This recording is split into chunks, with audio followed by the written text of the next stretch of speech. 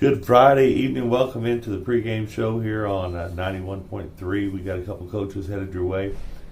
But right now, joining me is the lead dog right now, if you want to call him that. It's Jerry Edwards over here at Harker High School.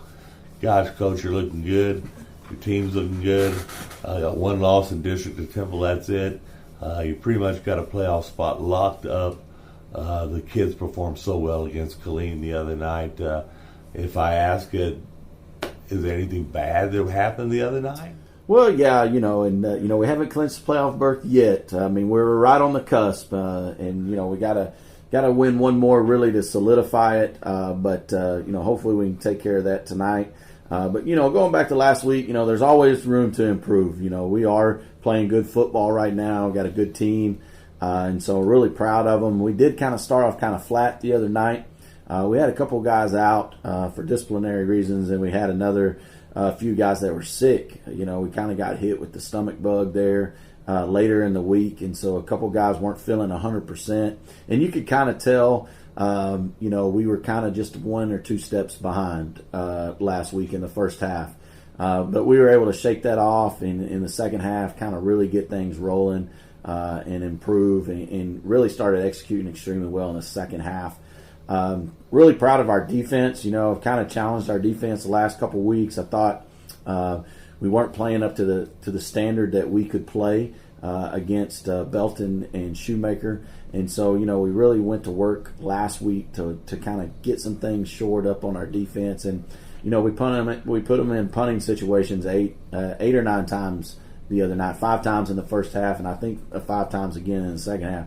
So that's what we need to do is make sure that we can control the field position, get the ball back to our offense, and then start clicking on all cylinders. And I thought we did that at times the other night, but we're seeking to improve each and every week, because our goal is to get in the playoffs and then to try to win some games once we get to the playoffs. And Rashard Sanford, another 300-yard game. I don't know what else to say about him. He's just a great player.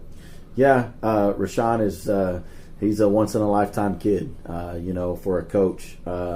He's a very humble young man, very hard-working young man, very coachable, and just, he just has all the intangibles to be special, and he is special. I mean, he makes some amazing runs, some amazing cuts, but he's a great teammate. He generally gets excited. I think the most excited I saw him the other night was when Amir scored.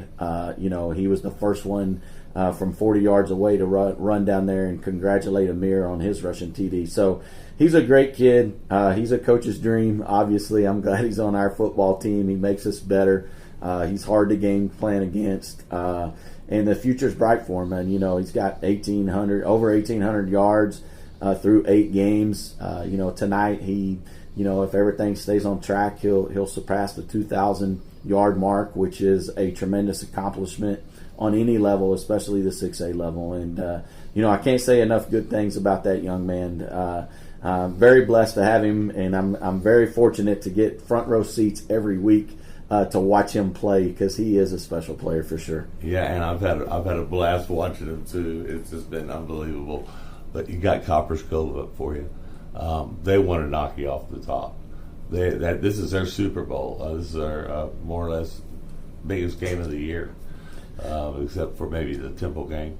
But you've got to watch out for that, don't you? That's just a trap waiting for you. Yeah, and that's why we told our kids is, we're trying to get prepared for the playoffs, and the only way to get to the playoffs is to win this game, and so we need, and that's how we've approached it. We want to get mental reps in preparation for the playoffs. That way, when the playoff week hits, that we are not gearing up then, that we're gearing up now, because this week matters. This week, this win will put us in the playoffs. Next week's game against Bryan is critically important too. That solidifies our seeding and gets us to 9 wins, which is a goal of ours. Yeah. And then we start playoffs, hopefully. So I told the kids that this week starts our playoff week, and we need to mentally and physically prepare this week like it's a playoff game, and so we can start getting those mental reps and getting into the routine of being a playoff football team. But you're going over to Copper's Cove, which is always a tough place to play. Like you said, it's their last home game for their seniors, and so they want to make sure that they're They play extremely well. And so we got to make sure that we don't go over there and sleepwalk through the game. We got to execute to an extremely high level because, offensively, they've put some drives together and put some points on the board. And so we're going to have our hands full defensively. And, you just never know. And so you just want to make sure that you're prepared and ready to go. So our focus really isn't on Copper's Cove. It's really on a faceless opponent. Let's get ready. Let's treat this week like a playoff week because this game's critically important next week, and then hopefully we get bonus games after that. A week at a time has worked for you so far, so no reason to change things up. Yeah, approach every week like it's a new week, and making sure, I tell our kids all the time, don't get bored getting better, and that's what we're doing is we're trying to get better each and every week. Not every game is going to be a cakewalk. We've faced some good teams this year, and we've done a good job. But we always got to be prepared for any type of adversity that might pop up, or a game that might not be going in our way, so that we're prepared and ready to battle till the end. All right, buddy. I appreciate you, and good luck tonight. I appreciate it. Go Knights.